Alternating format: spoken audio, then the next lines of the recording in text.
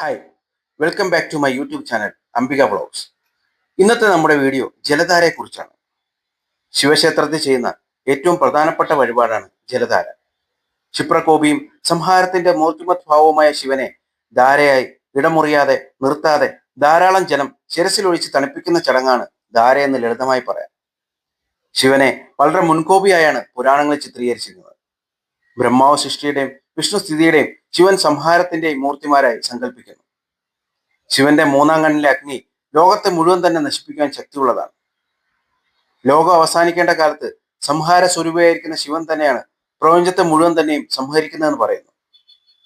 ഒരിക്കൽ തന്റെ മനസ്സിലേക്ക് ഭൗതിക ചിന്തകളുടെ കാമാസക്തി ഉണർത്തിവിടുന്നതിനായി പുഷ്പശരം പ്രയോഗിച്ച കാമദേവനെ പോലും ശിവൻ മൂന്നാം കണ്ണ് തുറന്ന് ദയിപ്പിച്ചു കളഞ്ഞുവെന്ന് പുരാണങ്ങളിലുണ്ട്. ഇപ്രകാരം ഏറ്റവും കോപിഷ്ഠനായിരിക്കുന്ന ശിവനെ ധാര എന്ന് പറയുന്ന ചടങ്ങിലൂടെ നിരന്തരം ജലം അഭിഷേകം ചെയ്ത് തണുപ്പിക്കുകയാണ് ചെയ്യുന്നത്. വൈദികമായി ധാരാളം മന്ത്രങ്ങൾ ധാര എന്ന ചടങ്ങിൽ ജപത്തിനായി ഉപയോഗിക്കുന്നു. സപ്തശുദ്ധി, വേദാദി, ശ്രീരുദ്ര മന്ത്രം, ചമകം, രുദ്രസൂക്തങ്ങൾ, പുരുഷ സൂക്തം, ഭാഗ്യസൂക്തം, ആയുസൂക്തം, സംവാദ സൂക്തം, വേദ അവസാനം എന്നിവയാണ് ധാരസമയത്ത് ജപത്തിന് വേണ്ടി ഉപയോഗിക്കുന്നത്. ശിവഭഗവാന്റെ വിഗ്രഹത്തിന് മുകളിലായി പ്രത്യേകം തയ്യാറാക്കിയിരിക്കുന്ന ധാരപാത്രത്തിൽ പൂജിച്ച തീർത്ഥൈലം ഒഴിക്കുന്നു. ജലത്തിൽ ദർഭപ്പുല്ലുകൊണ്ട് തൊട്ട് ഈ മന്ത്രം മുഴുവനും ജപിക്കുകയാണ് ചടങ്ങ്. ഈ മന്ത്രങ്ങൾ മുഴുവൻ ജപിക്കുന്നതിനാകട്ടെ വളരെയധികം സമയം വേണ്ടിവരും.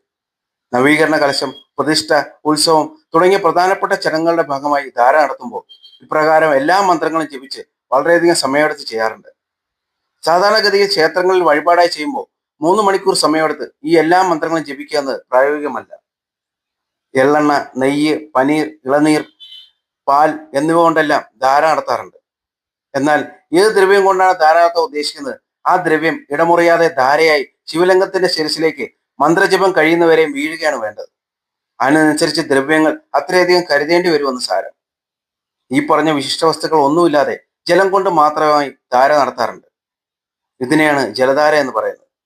വെളുപ്പിന് അഭിഷേകം കഴിഞ്ഞാൽ അന്നേരം തന്നെയാണ് ധാര നടത്തുക പതിവ്. വീഡിയോ ഇഷ്ടമായെങ്കിൽ സബ്സ്ക്രൈബ് ചെയ്യാൻ മറക്കല്ലേ. Thank you.